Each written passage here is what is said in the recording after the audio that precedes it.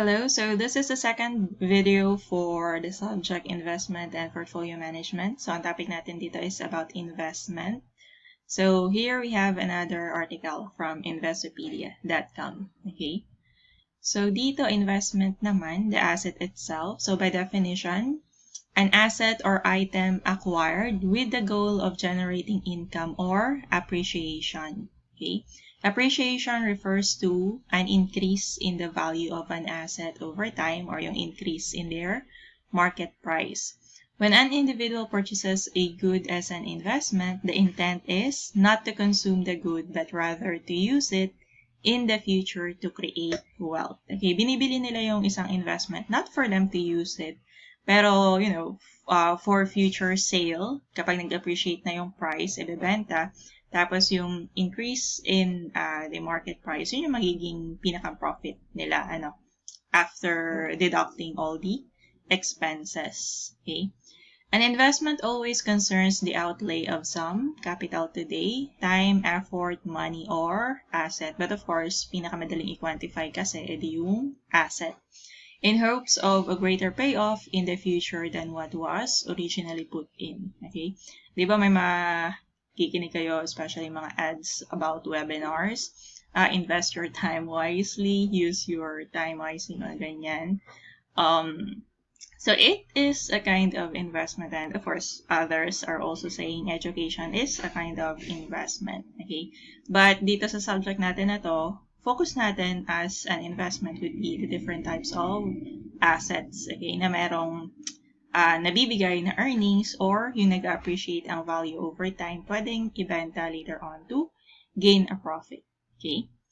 For example, an investor may purchase a monetary asset with the idea that the asset will provide income in the future or will later be sold at a higher price for a profit. Okay? Yun naman talaga yun. Key takeaways involves putting capital, money, to use today in order to increase its value over time. Okay? An investment requires putting capital to work in the form of time, money, effort, etc. in hopes of a greater payoff in the future than what was originally put in. Okay? Siguro dito sa part na to, time, money, and effort, when you decide to start your own business, kasi pagdating sa sariling business, hindi lang naman talaga pera yung ilalagay mo doon. Your own time, your own effort, your own skills, doon mapupunta. Okay, if you want your business or your startup to work. Okay. An investment can refer to any medium or mechanism used for generating future income, including bonds, stocks, real estate property, or a business, among other examples. Okay? Siguro yung pinaka-matrabaho dito ay yung sariling business. Pero kung monetary investment lang, you have your bonds, stocks, and then real estate property. Okay? But again, since ito investment, although normally naririnig natin for the purpose of gaining a profit or income later on, pero andun pa rin kasi yung possibility na mag-suffer ng losses, okay, depending on the economic situation or the performance of the type of investment na pinaglagyan ng pera. Okay? How an investment works, it has the goal of generating income or increasing value over time. Refers to any mechanism used for generating future income.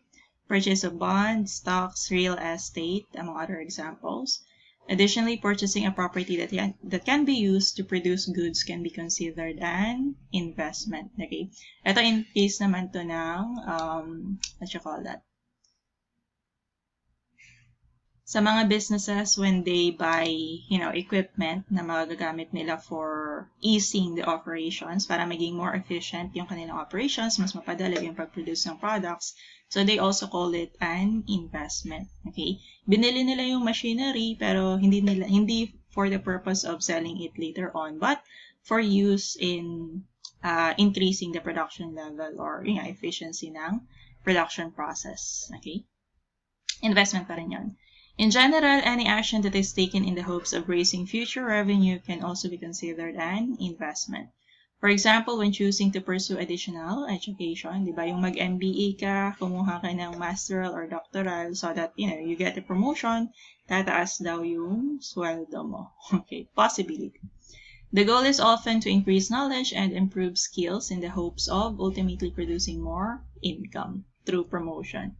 Because investing is oriented toward the potential for future growth or income, there is always a certain level of risk associated with an investment. So again, yung risk is the possibility of losing your investment.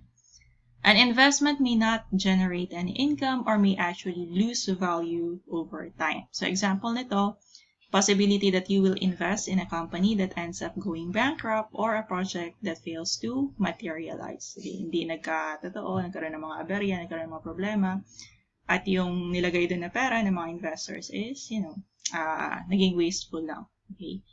This is the primary way that saving can be differentiated from investing. Okay? Yung saving, accumulating money for future use and entails no risk kasi hindi naman siya lumalaki yung value. Nagkakaroon ng interest pero maliit lang, di ba, tipong 1%, minsan lower than 1% pa annually. Whereas investment is the act of leveraging money for a potential future gain and entails some risk. Okay? Yung investment, there's a possibility na lumaki yung value niya if maganda yung performance, pero andun din yung possibility na lumiit yung value niya kapag hindi kagandahan yung performance, hindi kagandahan yung economic situation. Okay? So, yan. Balance lang naman siya ng risk and return then. Alright, types of investments. We have economic investments. Within a country or a nation, economic growth is related to investments. Okay? When companies and other entities engage in sound business investment practices, it typically results in economic growth. Okay, so minsan depende rin sa plano ng government. Of course, we have the NEDA, National Economic Development Authority or something. Okay, na in a way nagmamonitor ng economic situation natin. And in a way, part din ata sila ng, IATF making recommendations on when to open the economy for the public, or for more people. For example, if an entity is engaged in the production of goods, it may manufacture or acquire a new piece of equipment that allows to produce more goods in a shorter period of time. Okay. This would raise the total output of goods for the business. Okay. Efficiency of operations, increasing production volume. They can, in combination with the activities of many other entities, this increase in production could cause the nation's gross domestic product to rise. Okay? At kapag mataas yung GDP ng isang bansa, sinasabi na yun na maganda yung economic outlook. Nakaka-invite siya ng mas maraming investors, and that in turn would result to all these businesses having, better capital or funding. Investment vehicles. So meron tayong investment bank or investment houses. Provides a variety of services to individuals and businesses, including many services that are designed to assist individuals and businesses in the process of increasing their wealth. Okay. Dun sa subject na banking and financial institutions, investment bank is a type of a financial institution, and what they do is, of course, they connect those people who have money dun sa mga businesses na nangangailangan ng funding. Okay. Investment banking may also refer to a specific division of banking related to the creation of capital for other companies, governments, and others. So in a way, nag-a-assist for the, pagpupull ng investments for a particular project ng isang business, okay, or ng government. Okay. Minsan yung pag-i-issue ng government bonds, treasury bills, dumadaan din sa investment banks. Investment banks underwrite new debt and equity securities for all types of corporations, aid in the sale of securities, and help to facilitate mergers and acquisitions for organizations, and broker trades for both institutions and private investors. Okay. Investment banks may also provide guidance to companies who are considering issuing shares publicly for the first time. So meron din silang ganong service, yung IPO. If they want to. Dito kasi sa IPO, ang isang corporation, before they are able to, before they are able to offer their shares to the public, dadaan sila dun sa, process, may mga requirements, ang Philippine Stock Exchange and the SEC, okay, before they are able to do that, okay. Investing versus speculation, nabanggit na natin dun sa previous video. Ayan. How is an investment different from a bet or a gamble? Kasi yung sa investment naman, there are certain ways na kaya mong i-evaluate yung possible performance ng isang investment. Meron kang pagbabasihan ng kanyang valuation. Tapos minsan merong historical data din na available. Pero itong bet or gamble, kumbaga, you really have nothing to base the performance on kung siya ba'y maganda or pangit yung magiging performance. Okay? Is investment the same as speculation? Technically, speculation more similar siya dun sa gamble. Okay? Pero in a way, meron din naman silang similarities. Okay? An investment is typically a long-term commitment where the payoff from putting that money to work can take several years.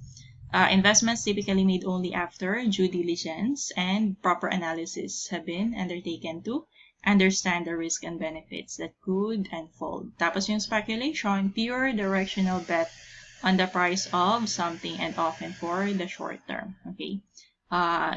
Binabantayan mo yung market, inintay mo na, bumaba yung valuation ng particular stock na yon. Of course, with the speculation din na yun na yung pinakamababa niya and after that, it would start going up again. Okay?